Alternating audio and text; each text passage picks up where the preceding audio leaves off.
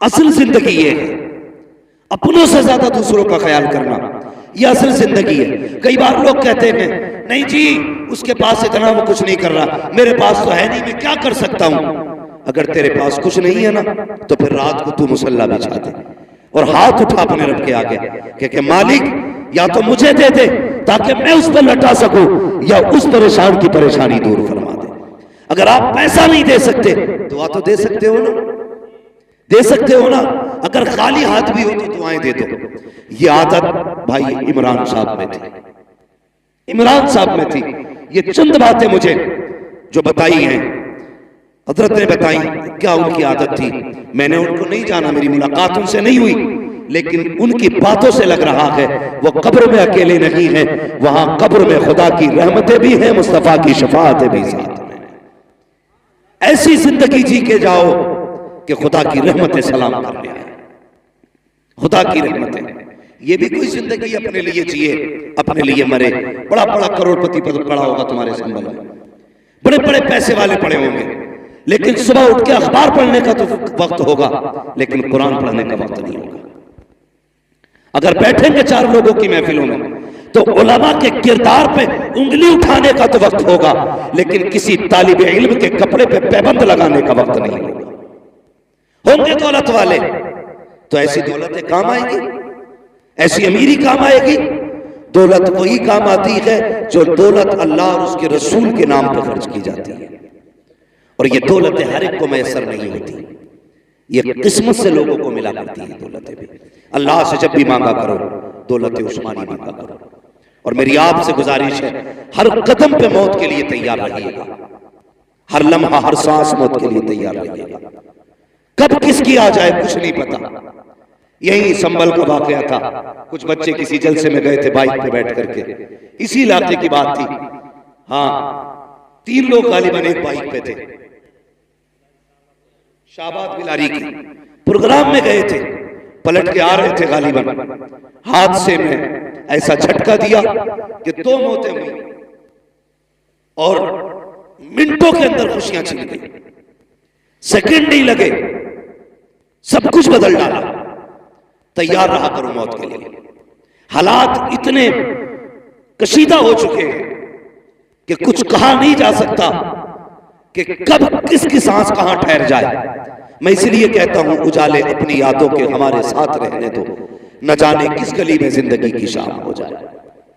अपनी जिंदगी ऐसी गुजार लो कि किसी भी वक्त अगर मौत का सामना करना पड़े तो हमें अफसोस ना हो, हंसते हंसते दुनिया से जाए। ऐसी जिंदगी गुजार के जाइए। तकलीफ होती है, ये हमारा मुआशरा है, ये हमारी कौम बैठी हुई है। अभी 10 मुहर्रम को गुजरात से पटना जा रहा था मैं, तो पटना एयरपोर्ट से जब निकले रास्ते में लोग कलमा पढ़ने वाले, टोपियां भी थी, कुछ भांग पिए हुए थे, कुछ नशे में थे और करबला वालों के नाम के नारे लगा रहे थे। शर्म आती है। डॉक्टर इकबाल ने क्या कहा था, यूं तो सैयद भी हो, मिर्जा भी हो, अफगान भी हो, तुम सभी कुछ हो बताओ कि मुसलमान भी। हाँ, अभी तक शराब पी के हुसैन के नाम के नारे लगाने को हम सबसे बड़ी सुन्नियत कह रहे हैं और कुफ्र अपनी चाल चल चुका है। डॉक्टर इकबाल की ये बात याद रखना, न समझोगे तुम मिट जाओगे हिंदी मुसलमानों, तुम्हारी दास्तान तक भी ना होगी दास्तानों में। होश के नाखून लो, बदलो अपने आप को वक्त के साथ, वरना वो दिन दूर नहीं है कोई तुम्हारा नाम लेने वाला नसीब नहीं होगा। इसलिए होश में आने की जरूरत क्या है। सही दीन है, जो सही दीन है उसको तलाश करो, जो सही दीन है उस पर अमल करने की कोशिश करो। उसी भीड़ भाड़ के अंदर जब मैंने शराबियों नसरानियों को हसन हुसैन के नारे लगाते देखा, कितनी बेटियों को बिना दुपट्टे 10 मुहर्रम के नाम पे बाजार का तमाशाई बनते देखा, आंख में आंसू आ गए। मैं सोचने लगा या अल्लाह ये कौन सी कौम है, आज 10 मुहर्रम के नाम पर बेटियों के सरों पे दुपट्टे नहीं है, इनकी हया नहीं है, इनको गैरत नहीं है। 10 मुहर्रम है क्या कभी तूने जाना? सिर्फ सबील का नाम मुहर्रम नहीं, काले धागे बांधना मुहर्रम नहीं, काले कपड़े पहनना मुहर्रम नहीं। जो बेटियां नंगे सर पर लगी है उनके सरों पे चादर डालने का नाम मुहर्रम शरीफ है। कितने लोगों ने बेटियों के सर पे दुपट्टे डाले? नहीं ना, अक्सर देखना मेले के नाम पे यूं, और बेगैरत बाप भी उसी मेले में है, भाई भी उसी मेले में है। शर्म आनी चाहिए। और तू किस हवा में है, तू ऐसी बख्श दी जाएगी, तुझे गैरत तक नहीं आई। मैं सिर्फ इतना पूछना चाहता हूँ, जब इन बेटियों को कब्र में उतारा जाता है, कितना एहतमाम किया जाता है, चारों तरफ से कपड़ा डाल दिया जाता है, ऐलान कर दिया जाता है दूर रखना, फलां की बेटी कब्र में उतारी जा रही है, पर्दा डाल दिया जाए। मैं पूछना चाहता हूँ,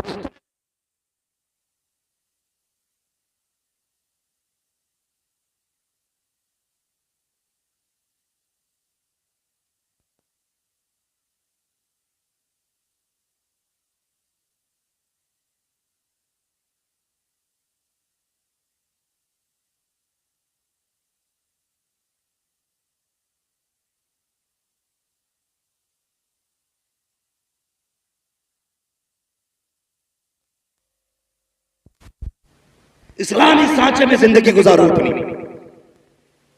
हाँ, मरने के बाद तो सब डालेंगे पर्दा, मजा तब है जब जीते जी पर्दा पड़ जाए, जीते जी जब पर्दा बंदे पे आ जाए, उससे बेहतर जिंदगी नहीं है। हालात आप देख ही रहे, इतनी बेरहरवी है समाज में, इतनी बेरहरवी की कहा नहीं जा सकता। मजहबी दिनों के नाम पे भी तमाशे हो गए। कभी समझा है करबला को? अभी सीने भी पीटे होंगे, घुंघरू भी बांधे होंगे, कुछ लोग नंगे पैर भी दौड़े होंगे और सोचते होंगे हम हुसैनी हो गए। मैं ये नहीं कहूंगा तुम क्या कर रहे हो, खुद सोचो। खुदा ने तुम्हें अक्ल सलीम दी है, घास नहीं खाते हो, रोटी खाते हो, ये तुम भी जानते हो कि क्या करना चाहिए। पढ़ा कभी तूने करबला में? खुदा की कसम तारीख पढ़ो करबला की। अली के घर की बेटियां, जबकि पूरा घर शहीद हो चुका था, पर्दा नहीं छोड़ा था। तू 10 मुहर्रम के सबील के नाम पे मेले में उतर आई, उनके अकबर का गला कटा, पर्दा नहीं छोड़ा। असगर के तीर लगा, पर्दा नहीं छोड़ा।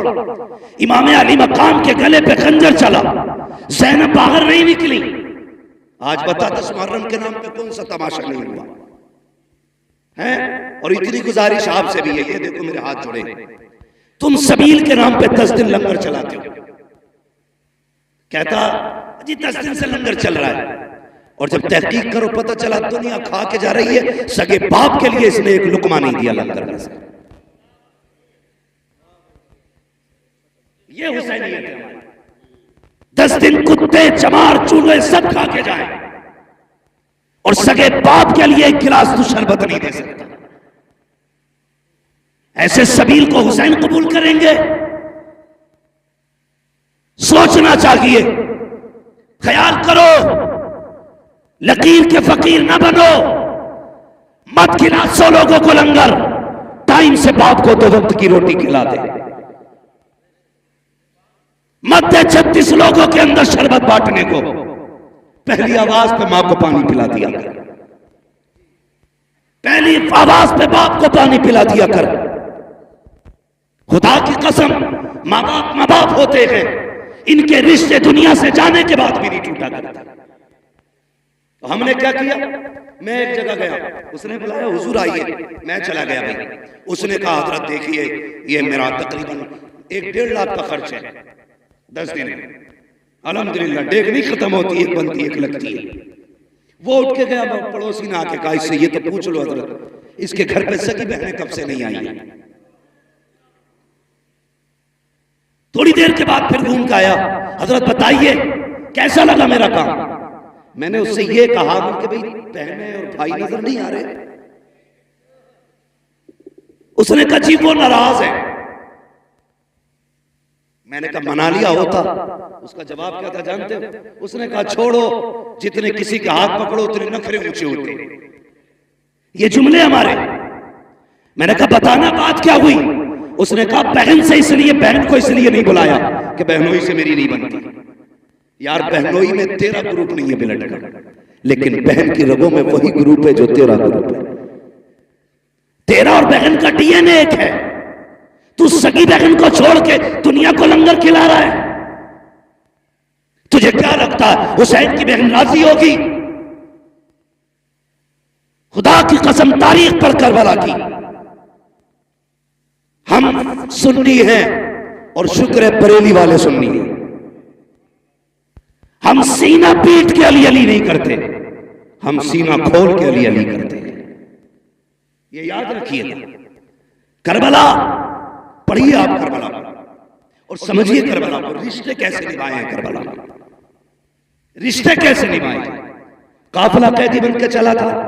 बोलो, जब नमाज का वक्त होता था, अहले बैत अतहार की शहजादियां कहती नमाज पढ़ रही है, तो यजीदी कुत्ते खुद तो शामी आने में बैठते थे। अली के घर की बेटियां नीले छत वाले आसमान के नीचे बैठा करती थी और उनमें जो 64 औरतें चली थी, तकरीबन 20 औरतें तो सिर्फ रास्ते में शहीद हो गई थी। कोई इस गम में चली गई किसी का बेटा शहीद हुआ, कोई भाई के गम में चली गई, बड़ा दर्द था वहां पे। लेकिन कसम खुदा की कुर्बान जाओ अहले बैत के एक एक बच्ची की अजमत पे। जब असर के वक्त में एक जगह काफिला रुका, बहुत गौर से सुनना, मैं बता रहा हूं रिश्ते कैसे निभाए गए। असर के वक्त में काफिला रुका तो औरतें नमाज में मसरूफ हुई। हजरत सकीना कई दिन से नहीं सोई थी, थकन थी। मैं तो ये कहता हूं जिसका सबसे ज्यादा करबला में खर्च हुआ है उसी जात को सैयदा सकीना कहा जाता है। हाँ, सबसे कम उम्र में सबसे बड़ा खर्चा हजरत सकीना का। अगर इस मजमे में ना इतने बड़े मर्दों के बीच में किसी के आगे किसी का कटा हाथ फेंक दो ना, पूरी गली साफ होगी। हाथ बड़ी बात है, खाली उंगली काट के डाल दो, डर के मारे लोग भाग जाएंगे। उनका जिगर कैसा था, साथ में बाप का कटा सरने से पे था, लेकिन खुदा की कसम उन्होंने रब की तस्बीह नहीं छोड़ी थी। हां, तस्बीह नहीं छोड़ी थी। जब काफिला रुका, कई वक्त से हजरत सकीना सोई नहीं, मुसलसल सफर जागना, तो सोचा कहीं आराम करूं। कोई साया नहीं था, एक झाड़दार दरख्त के पास जाके लेट गई। आंख लग गई, बचपन था, छोटी थी, थकी थी, गम था, भूख थी, कई चीजें जमा थी, लेटी आंख लग गई। काफिला आगे बढ़ गया। मगरिब की नमाज के लिए एक जगह काफिला रुका। फिर जब काफिले को आगे बढ़ने का हुक्म दिया गया, अल्लाह अकबर, तो जिस नेज़े पे मेरे इमाम का सर था वो नेज़ा आगे नहीं बढ़ा। हजरत सैयदा ज़ैनब ने कहा, ज़ैनुल आबिदीन जी फूफी का पता करो ये नेज़ा क्यों नहीं आगे बढ़ रहा, काफिला क्यों नहीं जा रहा है। आपने पता किया तो पता चला जिस नेज़े पे सरे हुसैन है वो नेज़ा नहीं उठ रहा है। आपने फूफी से कहा, लगता है करबला के मैदान से आने वाले मुसाफिरों में कोई मुसाफिर पीछे रह गया है। कहा किस लिए? का बाबा का सर आगे नहीं जा रहा है। हजरत ज़ैनब ने जब इतना सुना, अपनी सवारी से नीचे उतरी और आवाज दी सबको, सबके नाम आए, जवाब आता रहा, लेकिन जब सकीना का नाम आया कोई जवाब नहीं आया। बेकरार हो गई हजरत सकीना के गम में, तलाश करने लगी कहां है सकीना।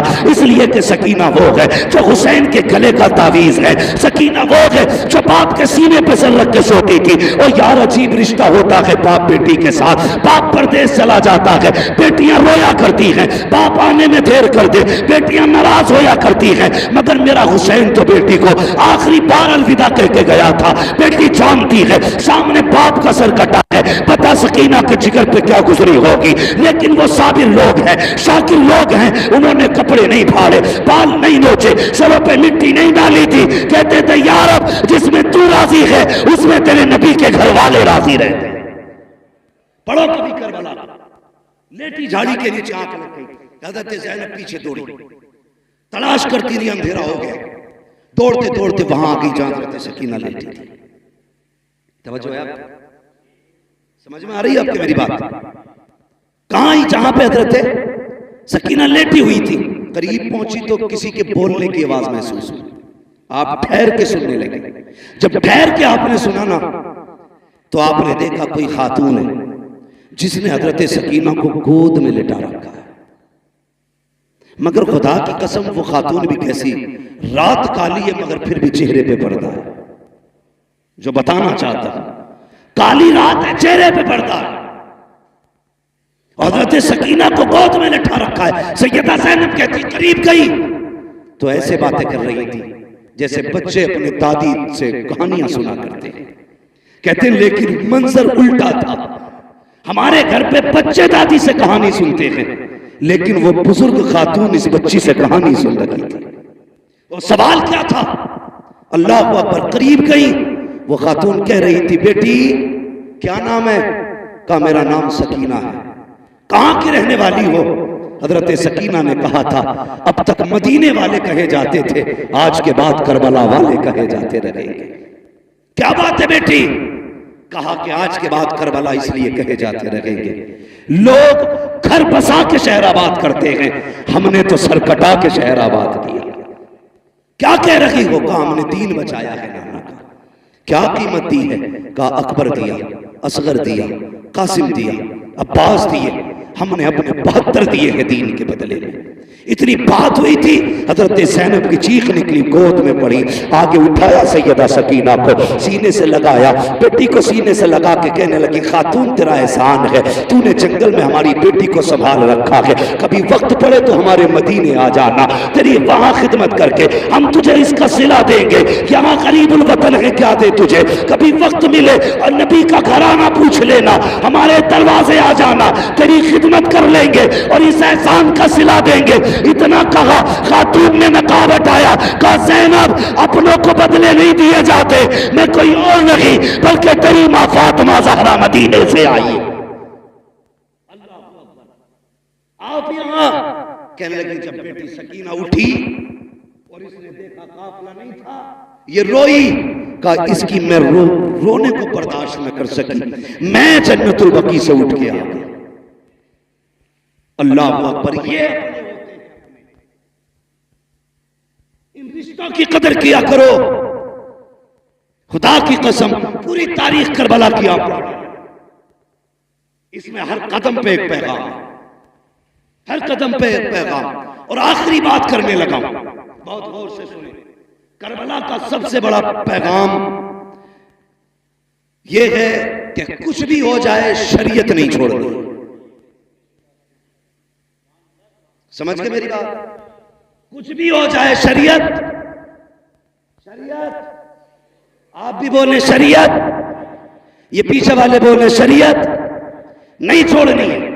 याद रखिएगा, जिंदा हो जाते हैं जो मरते हैं रब के नाम पर।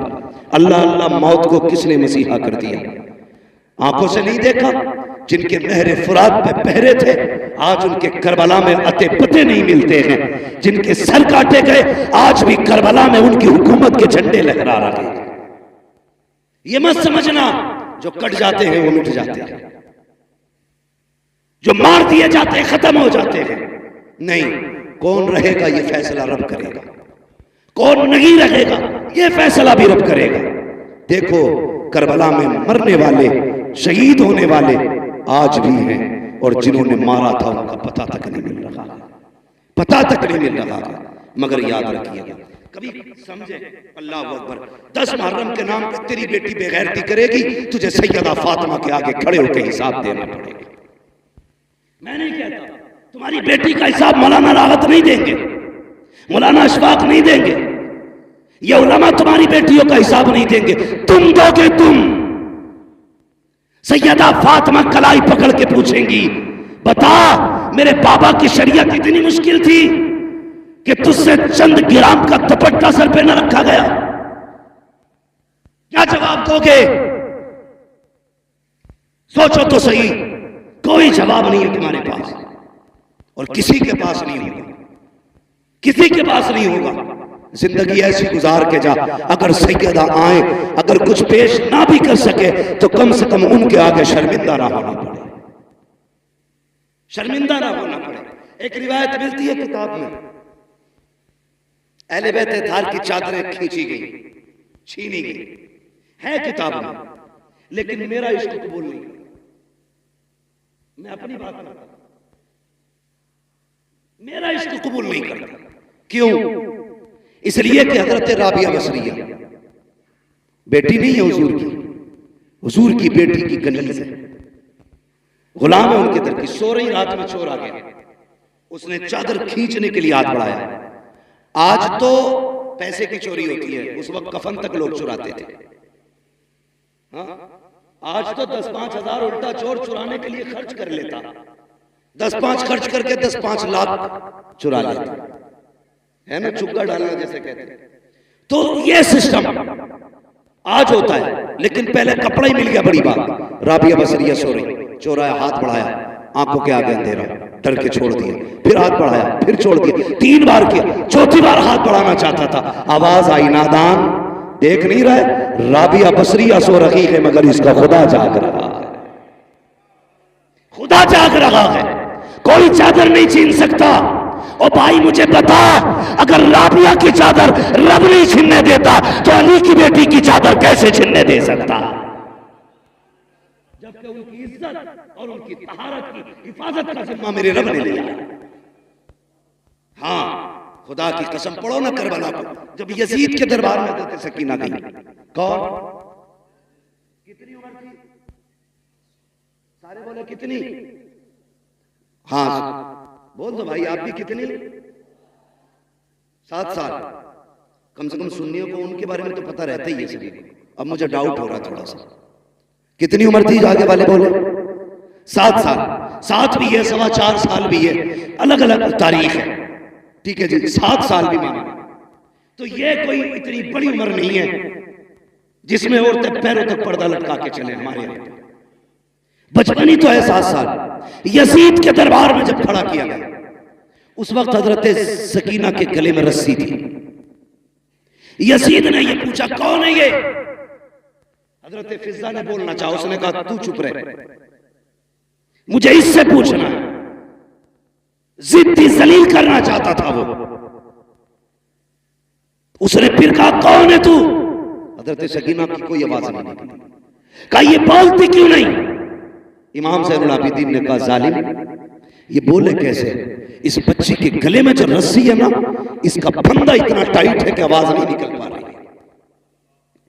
अगर बात करनी है इससे तो कम से कम रस्सी तो ढीली कर। एक ही यजीदी आगे रस्सी खोल ले बढ़ा। सुनना प्यारे, तेरी बेटी बाजार में कहां कहां ना गई, कितने मर्दों से बाजू टकराए, कितनों के हाथ लगे, कितनों की नजरें पड़ी हैं। देख अपनी बेटी को और देख हुसैन की बेटी को। एक ही यजीदी गले का फंदा ढीला करने के लिए आगे बढ़ा, दौड़ लगाई, इमाम ज़ैनुल आबिदीन के कदमों से लिपट गई। उसने कहा, ये कैसी बच्ची है, अपने गले का फंदा ढीला नहीं करने देती। इमाम ज़ैनुल आबिदीन ने तड़प के कहा था, ओ जालिम, तू नहीं जानता, ये अली के घर की बेटी है, ये मर तो सकती है, किसी गैर का हाथ इसके बदन को लग जाए गवारा नहीं कर सकती। ये अली के घर की गैर है, उनके घर की बच्ची की ये हया है, और तेरी 18 साल की बिगड़ गई। हाँ, सिर्फ सबील पी लेना ये सुन्नियत नहीं है, खिचड़े खा लेना सुन्नियत नहीं है। तेरी बेटी देखने में कनीज़े फातिमा ज़हरा नजर आए, ये सबसे बड़ी सुन्नियत है। हाँ, 10 मुहर्रम आए तो काले कपड़े न पहन, धागे न लपेट, ढोलक न लटका, जैसी पहली मुहर्रम का चांद नजर आए, तेरे घर से कुरान की तिलावत की आवाज आनी चाहिए। करेंगे इंशाअल्लाह ऐसा? सारे बोलो इंशाअल्लाह। और मैं इस पर भी बहस नहीं करूंगा, कौन कुरान पढ़ता, कौन ढोल बजाता। मैं तो ये दुआ करूंगा, जो ढोल बजाते हैं उनका हश्र ढोल वालों के साथ हो, जो कुरान पढ़ते हैं उनका हश्र कुरान वालों के साथ। अब तेरी मर्जी है कौन सा अमल देता है। चले थोड़ा खत्म कर दे, तवज्जो है आप लोगों की? बातें कड़वी है, मेरी तकरीर तबे यार को बेचैन करती है, सबब क्या है वही कहता हूं जो दिल पर गुजरती है। दिल दुखता है, मौत की तैयारी करो, मरने की तैयारी करो, इससे पहले कि कोई कहे अच्छा हुआ बेगैरती चली गई मोहल्ले की। ऐसी जिंदगी गुजार के जब लोग रो के कहे बड़ा अफसोस है, दीन का सुतून चला गया, दीन का मजबूत खंबा चला गया, दीनदारों का सहारा चला गया। ऐसी जिंदगी गुजार के जा, फिर देख तू बाद में आएगा मदीने वाला तेरी कब्र में पहले आ जाएगा। हाँ, कम से कम उनके हो के तो जियो। आज बेपर्दगी देखो और कल का पर्दा देखो। अल्लाह तौफीक दे। सबसे ज्यादा जरूरी है इस वक्त पर्दे को आम किया जाए, पर्दे को आम किया जाए। अभी कई लड़कियां जो मुर्तद हुई, उनके हवाले से लोगों ने कहा कि देखो ये जितनी भाग रही है ना गैर मुस्लिमों के साथ, ये सारी पर्दे वाली होते जा रही है। मैंने कहा तूने गलत सोचा, और समझा भी गलत। ये जितनी भाग रही है ना, ये पर्दे वाली नहीं, ये सारी बेपर्दा। का तुमने नहीं देखा फला स्कूटी पे नकाब में थी, फला होटल में नकाब में थी, उस रोड में नकाब में थी, फला जगह नकाब में थी। मैंने कहा सुन, अगर इसने बचपन से नकाब पहना होता ना तो आज किसी कुत्ते के बिस्तर पे नहीं होती। आज ये अपने ऐप को छुपाने के लिए नकाब का सहारा ले रही है। क्या कि अच्छा होता इसने बचपन से नकाब पहना होता, खुदा की कसम ये नापाक के बिस्तर पे नहीं होती, ये भी जन्नती होती, और जिसके बिस्तर पे जाती वो बिस्तर भी जन्नती का बिस्तर हो। मगर हुआ परवरिश गलत की, लुक़्मे हराम के खिलाए गए, औलाद को दीन शरीयत नहीं बताई गई, इसलिए उसे भगवान खुदा में फर्क नहीं। ख्याली बातें लगी उसे जन्नत की, और हमारी अभी टोपियां नीचे नहीं हुई, हम अभी भी टांगे खींच रहे हैं, एक दूसरे को जलील करने पे लगे। बचाओ यार उम्मत को, उम्मत डूब रही है। अल्लाह तौफीक दे तो एक दूसरे का सहारा बनो, सहारा बनो। और तुमसे गुजारिश है, दिल तो तब दुखता है जब सगा चाचा यतीम भतीजियों की जिंदगी में आग लगाता है। यह भी हमारे माशरे का एक है। सगा चाचा भतीजियां यतीम हो गई, बाप नहीं है उसके लिए, इससे बड़ा और क्या गम होगा। मगर जब उसकी बेवा मां किसी तन जतन से बेटी का रिश्ता करती है अपने रिश्ते के अंदर, तो सगा चाचा फोन करके कहता जी तुमने ऐसे ही रिश्ता कर लिया, मुझसे पूछा तक नहीं, कल कुछ मत कहना मुझसे, ये कह के फोन काट देता है। बस इतना काफी होता है, एक यतीम बेटी की जिंदगी में एक और तूफान आ जाता है। मैं उन चचाओं से गुजारिश करूंगा, अगर यतीम बेटी का सहारा ना बन सको तो कम से कम उनकी मुसीबत का सबब भी ना बनना। जैसे तेरी अपनी बेटी वैसे तेरे भाई की बेटी है। आज तेरा भाई नहीं तो तेरी जिम्मेदारी है। और अपनी भतीजियों को जलील करने के लिए फोन करके कहता ससुरालों में ला तो रहे बारात, मिलने वाला कुछ नहीं है। शर्म आनी चाहिए। सिर्फ 10 दिन के लिए मुसलमान बनते हैं हम, बाकी दिन की जिम्मेदारी और हिसाब कौन देगा?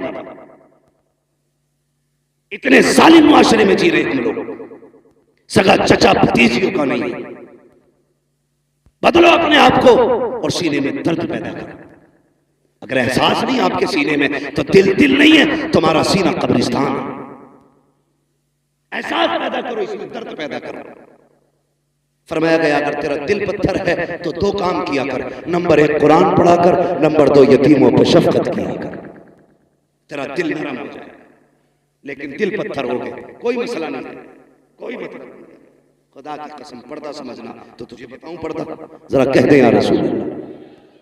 मैं सारी बात अली के घर से कर रहा हूं, हजरत अली के घर से। अल्लाह का शुक्र हम बरेली वाले, हम हजरत अली को भी मानते हैं, हजरत उस्मान गनी को भी मानते हैं, हजरत उमर को भी मानते हैं, हजरत अबू बकर सिद्दीक को भी मानते हैं। हम सबको मानते हैं इसलिए कि हम बरेली वाले। और आला हजरत ने तो हमें एक सबक दे दिया, अहले सुन्नत का है बेड़ा पार, असहाबे नुजूम नज्म है और नाव है इतरत रसूलुल्लाह की। हाँ भाई, अपने आप को बदलें और कोशिश ये करें कि एक दूसरे का दर्द बांटेंगे, किसी की बेटी के कपड़े नहीं नोचेंगे, किसी को जलील नहीं करेंगे। अगर मदद ना भी कर सकते तो किसी से खुशियां नहीं छीनेंगे। किसी को यतीम देखा करो, शुक्र अदा किया करो और अपनी बच्ची समझ के उसके सर पे हाथ रखा करो। ये सोचा करो इसकी जगह पर मेरी बेटी भी तो हो सकती थी, भाई की जगह पर मैं भी तो कब्र में हो सकता था। कभी भी यतीम भतीजियों को अपनी बेटियों से अलग न समझना, क्योंकि हमारे दीन ने हमें क्या कहा, फरमाया अगर बाप नहीं है और तू चाहता बाप की खिदमत का अल्लाह तुझे सवाब दे, फरमाया फिर चचा की खिदमत किया कर। रब ने बाप के कायम मकाम चचा को रखा है, तो फिर चचा की जिम्मेदारी नहीं है भतीजियों का ख्याल रखे? बोलो है कि नहीं?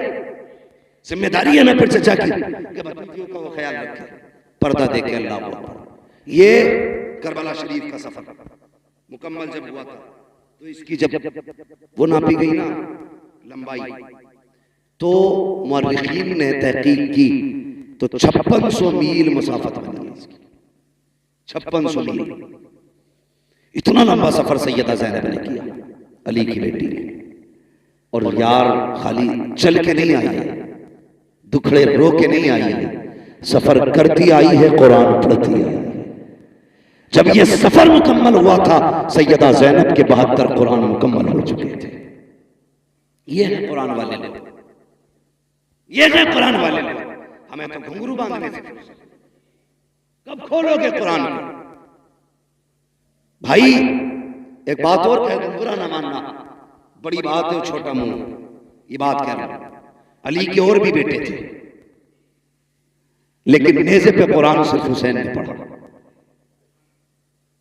और भी बेटे थे, अली के सारे बेटे शान वाले, हाँ हजरत अली के सारे बेटे शान वाले, लेकिन नेज़े पे कुरान हुसैन ने पढ़ा। दुनिया कहती है हुसैन का कमाल है, मैं कहता हूं ये सैयदा फातिमा ज़हरा का कमाल है। इसलिए कि उन्होंने बच्चों की परवरिश ही ऐसी की थी कि झुलाती थी तब कुरान सुनाती थी, दूध पिलाती थी तब कुरान सुनाती थी, एक एक लम्हा कुरान सुना के गुजारा। जब उन्होंने बचपन में माँ की गोद से कुरान सुना था, तभी तो नेज़े पे चढ़ के कुरान पढ़ के सुनाया था। आज माए ड्रामे देख के बच्चे पाल रही है, तो बच्चे क्या करें? डांस करेंगे मुहर्रम के नाम पे, तमाशे करेंगे सुन्नियत के नाम पे। वो बच्चे बेगैरत हैं जो अपने दीन को नहीं समझते, उसका मजाक बनाते। वो माए कामयाब माए नहीं है जो अपने बच्चों को दीन और शरीयत की तालीम न दे सके। इसलिए मेरी गुजारिश है, अपने बच्चों को दीन सिखाएं। हजरत सैयदा ज़ैनब ने पूरा सफर किया, लेकिन बेपर्दा नहीं, पर्दे के साथ किया था, पर्दे के साथ किया था। आखिरी वक्त जब विसाल का आया, हजरत अब्दुल्लाह इब्न जाफर तैयार ने कहा था, ज़ैनब मैं जानता हूं नाना की शरीयत यह है कि औरत बीमार हो जाए तो तबीब को हाथ दिखा सकती है। हजरत सैयदा ज़ैनब ने क्या कहा था? कहा यह शरीयत है मुस्तफ़ा की, मुझे तस्लीम है, लेकिन एक सबक मैंने करबला में अपने भाई से भी सीखा था। कहा क्या? कहा था कि उनके गले पे खंजर चल रहा था, मैं पर्दे से देख रही थी, मेरा जी चाहता था कि आखिरी वक्त भाई का अक्सर मेरी गोद में हो, लेकिन हुसैन ने कहा था अगर मेरी लाश की बोटी बोटी भी हो जाए ज़ैनब पर्दा नहीं छोड़ना। का एक शरीयत वो है जो तुम मुझे नाना की बता रहे हो, एक वो है जो हुसैन ने बताई है।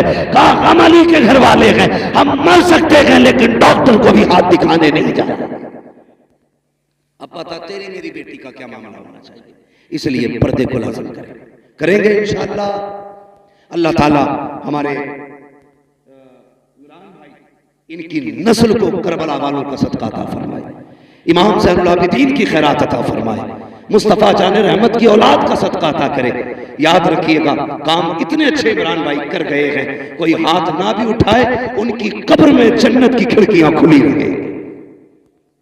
इसलिए कि कहीं असातिज़ा की तनख्वाहें, कहीं तलबा का इंतजाम, कहीं किसी पढ़ने वाले का इंतजाम, कहीं किसी मौलवी की मदद। कितने काम तो ऐसे थे जो पर्दों में होते थे, कोई नहीं जानता था, या तो इमरान जानता था या पैदा करने वाला खुदा जानता था। कितने ऐसे काम कर गए हैं कि जब तक उन कामों का असर रहेगा उनकी कब्र में जन्नत की ठंडी हवाएं आती रहेंगी। इतने उलमा का आ जाना यकीनन यह हमें बताता है वो शख्स जन्नती है, वो शख्स जन्नती है। वरना इतने सारे उलमा और ऐसे ऐसे उलमा खुदा की कसम जिनसे मुलाकात करने के लिए लोगों की जूतियां खिंच जाती हैं, आज वो इस महफिल की जीनत खुद बने हैं। ये बता रहा है कि मोहम्मद से वफा तूने तो हम तेरे हैं, ये जहां चीज है क्या लोहो कलम तेरे।